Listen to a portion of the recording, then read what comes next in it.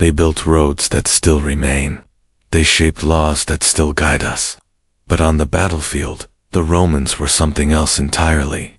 More than warriors, they were thinkers, masters of strategy. And sometimes their tactics were so merciless, so unpredictable, that they didn't just win battles. They crushed the will of their enemies. This was an army built on discipline, fear, and precision. An unstoppable force that didn't just fight harder, but smarter. Their opponents never saw it coming. And when they did, it was already too late. Today we reveal the secrets behind the Roman army's wildest battle tactics, the ones that truly stunned the ancient world. Before we begin, don't forget to like this video and subscribe so you never miss stories like this. One of the most shocking tactics of the Roman army, which actually worked, was something that looked more like a strange contraption than a group of men. It was called the testudo. The name means tortoise in Latin, and once you saw it in action, the name made perfect sense. Imagine this: rows of soldiers marching steadily forward, their shields locked together so tightly that not even an arrow could pierce through. Shields in front, shields on top, shields on the sides. From a distance, it looked like a living tank made of iron and muscle. This was no ordinary formation. It was a wall, a roof, and a shell moving as one. But why was it so frightening? Because it was nearly impossible to stop. Archers would unleash arrows, but nothing broke through. Spears bounced off. Rocks were useless. Even fire couldn't reach the men beneath. The enemy would watch in fear as this wall of shields inched closer and closer, completely unstoppable. And then, when the Romans were close enough, they would break formation, draw their swords, and strike with full force. The testudo wasn't just powerful, it was clever. Roman commanders used it especially during sieges when their soldiers had to cross open ground under heavy fire. It shielded them as they marched directly to the enemy walls. Sometimes, it was even sturdy enough to carry horses or wagons on top. Can you imagine an army walking under a platform like that? That's not just defense, that's dominance. But there was a drawback. The testudo was slow, very slow. And if enemies got too close, the formation could be broken. The soldiers inside couldn't fight well while holding their shields in place. If cavalry charged at the right moment, or archers attacked from both flanks, it could become a deadly trap. Still, most enemies had never seen anything like it. They were stunned. Some even fled before the Romans arrived. It wasn't just a tactic. It was a message. We are coming, and you can't stop us. So, would you have stood your ground against that living wall? Or would you have run for your life? The next formation that the Romans used was something equally terrifying. A wall of warriors that didn't just fight once, but kept coming wave after wave. This was the Roman triple line, also known as the Aces triplex. It was one of the most brilliant and shocking battle strategies the ancient world had ever witnessed. The Roman army moved into place. Dust swirled. Orders rang out across the field. Thousands of soldiers took their positions like pieces on a massive chessboard. But this was no ordinary wall of men. It stood 3 lines deep, built to where ... The enemy went down slowly, steadily, without mercy. At the front stood the hastati, young, strong, and ready to charge. Behind them stood the principes, older and more seasoned. And in the back, the triarii battle-hardened veterans. Calm and silent, waiting for the perfect moment. 3 lines, 3 chances, 3 levels of fury. But what made this tactic so dangerous? It wasn't just the strength, it was the timing. The battle didn't begin with everyone rushing forward at once. First, the velites light troops would dash ahead, hurl spears, fire arrows, and then slip back through the gaps between units. Then the hastati charged. If they couldn't shatter the enemy, they pulled back through the openings. Still no victory. The triarii stepped in. When the triarii advanced, it meant things were desperate. The Romans even had a saying for that: It has come to the Triarii. It meant the situation was critical. But even then, the army never panicked. The system was designed for pressure. Soldiers rotated in and out like clockwork, never allowing the enemy to rest. Can you imagine standing against that? Just when you thought you'd beaten the front line, another surged forward, fresh, organized, and ready to kill. Then another, and maybe even another. And the best part, the formation could adjust. It worked on flat ground, on hills, and in forests. It didn't matter. The Romans always had a plan, and because of the spaces between units, they could move, retreat, and regroup without chaos. It was like a machine, a living war. The wedge. How Rome broke armies in half. The wedge was one of the most feared formations in the Roman army. It looked like a triangle of soldiers, narrow at the tip, wide at the rear. But this wasn't just about shape. It was a weapon in itself. A weapon made of men, shields, swords, and unstoppable force. Roman commanders used it when they needed to smash through enemy lines.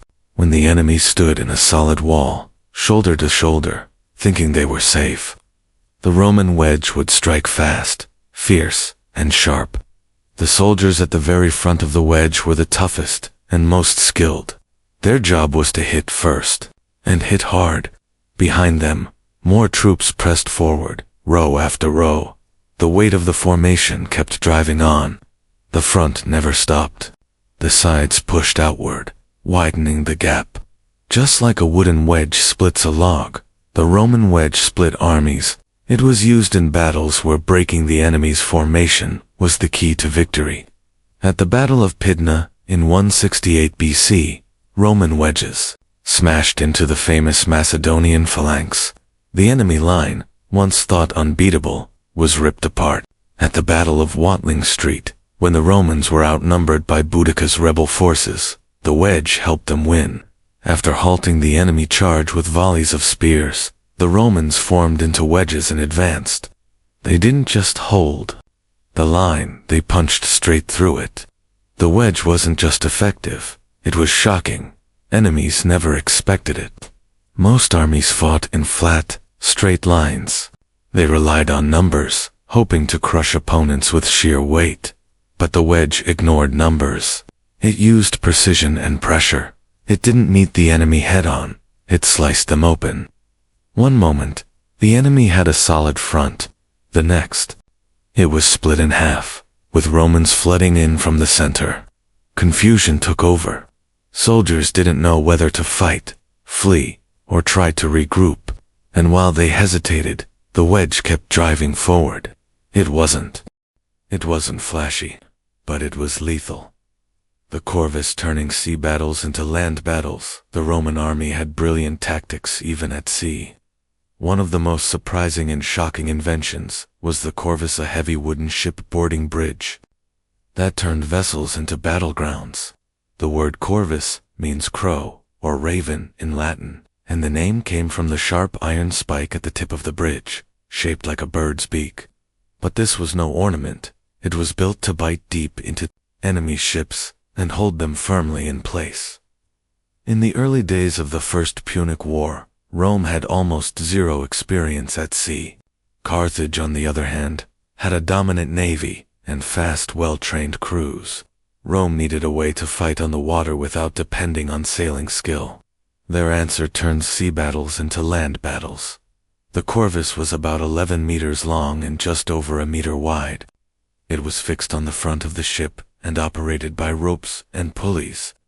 When an enemy vessel came near, the Romans dropped the bridge. The sharp spikes slammed into the opposing deck, locking both ships together. Then Roman soldiers, trained for land combat, charged across and began fighting hand to hand. Carthaginian sailors never expected this. They were experts in sea movement and speed, not brutal close combat. Suddenly, their biggest strength, mobility, became useless. Once the Corvus was locked in place, the Roman legions treated the enemy ship like a battlefield. At the Battle of Mylae in 260 BC, the Corvus helped Rome secure its first major naval win -30 Carthaginian ships were taken. The crews had no chance to escape the fierce Roman assault. At the Battle of Ecnomus, in 256 BC, the tactic worked again. Despite Carthage's superior speed and maneuvering, they lost over 90 ships. Roman soldiers used the corvus to board, fight, and dominate. The enemy was stunned. A naval war was supposed to be about wind, speed, and ships, but the Romans rewrote the rules. They brought swords, shields, and discipline onto the open sea. Still, the corvus had drawbacks. It was heavy, it couldn't be used in rough waters, and as Roman sailors improved over time, it became less essential.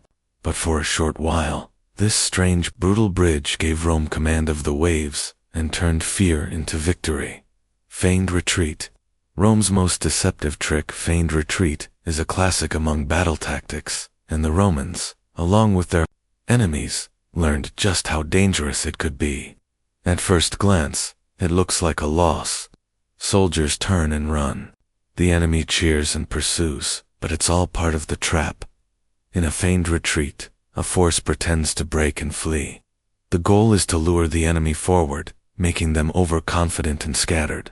Then, when the moment is right, the retreating troops stop, turn, and strike back. This tactic doesn't just take bravery, it takes control. Soldiers must pretend to lose without actually losing discipline. When executed properly, it's devastating. The Romans first encountered this in 262 BC, during the First Punic War, near the city of Agrigento in Sicily. The Carthaginian general Hanno ordered his Numidian cavalry to engage the Romans, then quickly pull back as if they were beaten. The Romans fell for the trick. Their cavalry chased after the retreating horsemen, eager to finish them. But what they didn't know was that they were riding straight into an ambush. Hanno's main army was waiting. The Roman cavalry was surrounded and suffered massive losses. The shock wasn't just in the defeat, it was in the trickery. Another brutal example happened far from Rome in 221 BC. The Greek commander, Xenoetus, fighting for the Seleucid king, Antiochus III, marched against the rebel Mullen in Media. Mullen pulled back, pretending to flee. Xenoetus crossed the river, thinking victory was certain. But his army grew careless, many even drinking and resting. Then Mullen's troops returned, swift and deadly. Xenoetus was slain, and his entire army was destroyed. Even Rome's enemies used the tactic skillfully. The Lusitanians in Hispania were experts. In 153 BC, their leader, Caesarus, used a fake retreat to crush a Roman army under Lucius Mummius. Later, the famous Lusitanian commander, Viriathus, would use the same trick to outsmart Roman generals again and again. So why did this tactic shock the enemy? Simply because it played with their minds. It made them think they were winning right before they stepped into disaster. It turned pride into panic and strength into confusion.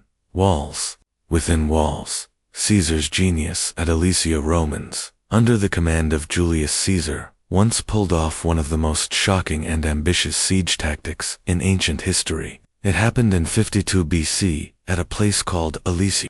The Gallic leader Vercingetorix had taken refuge inside the fortified hilltop town with thousands of warriors.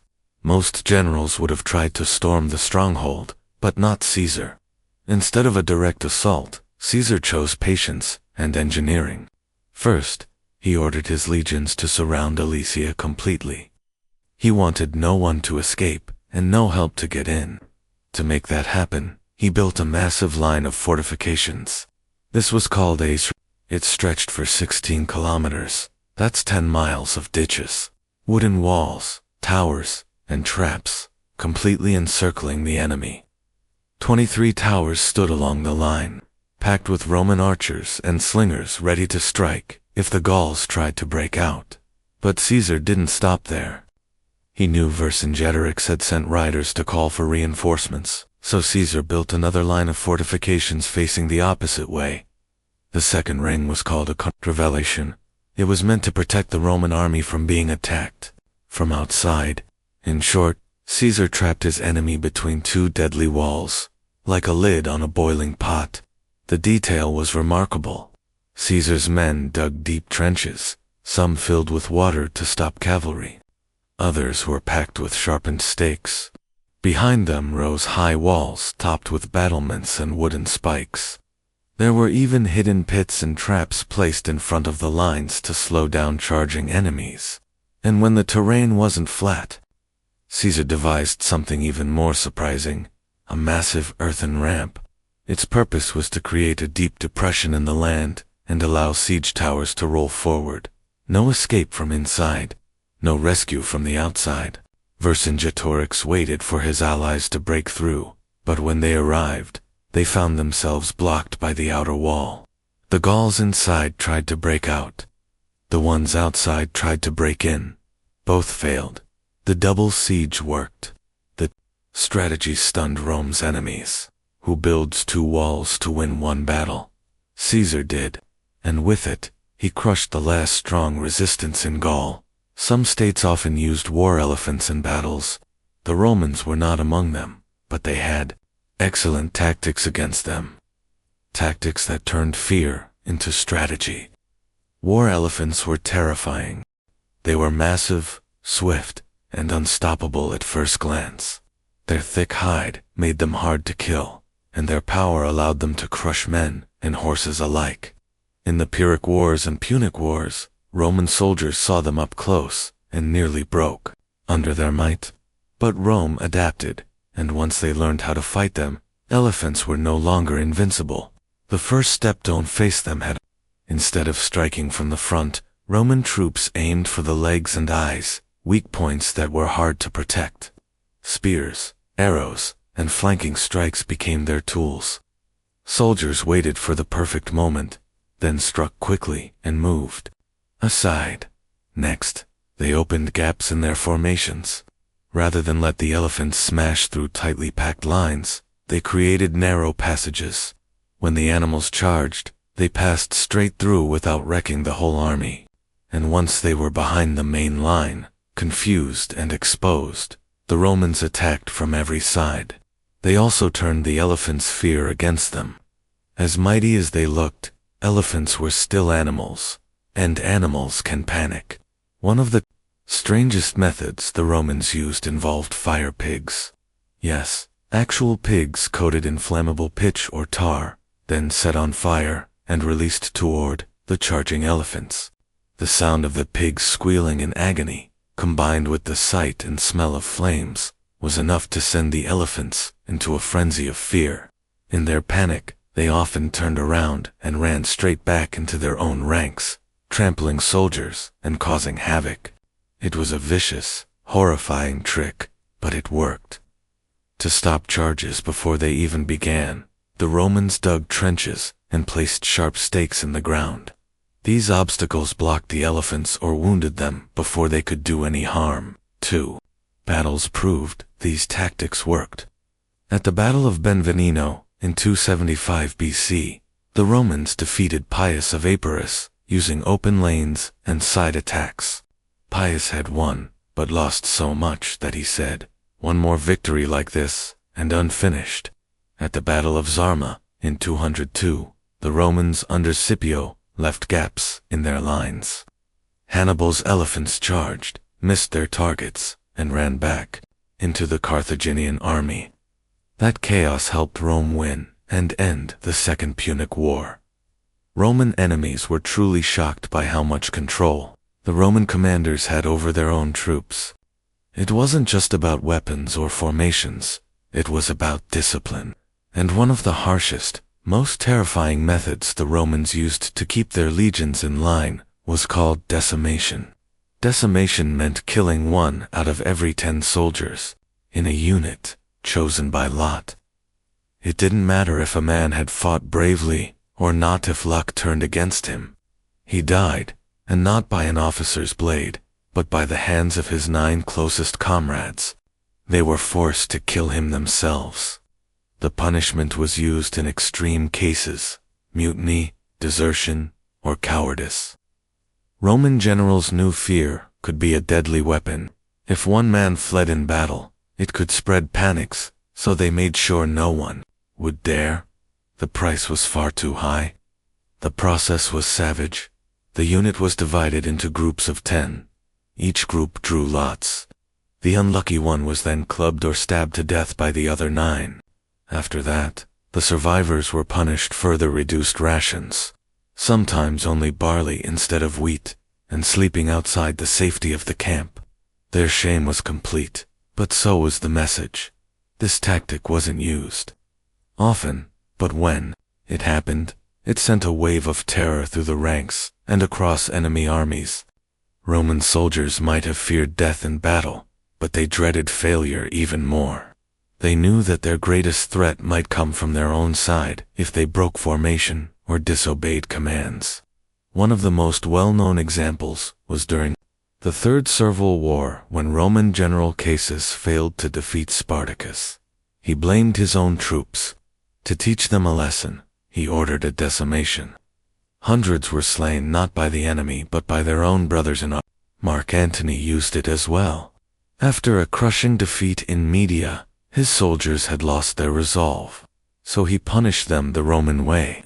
And long before that, even early Republic generals like Gaius Claudius had relied on the same tactic to enforce discipline during the Volian Wars. Enemies who heard about it couldn't believe its soldiers killing each other by command. But that was what made Rome so formidable. It showed how far they were willing to go for order, control, and loyalty. Which of these Roman tactics do you find the most shocking? The Roman army mastered war not just with force, but with strategy, and often with terrifying ingenuity. Have you heard of any other military tactics that pushed the limits like these? Share your thoughts below, and let's keep exploring the genius and brutality behind the armies that shaped history. See you in the next one.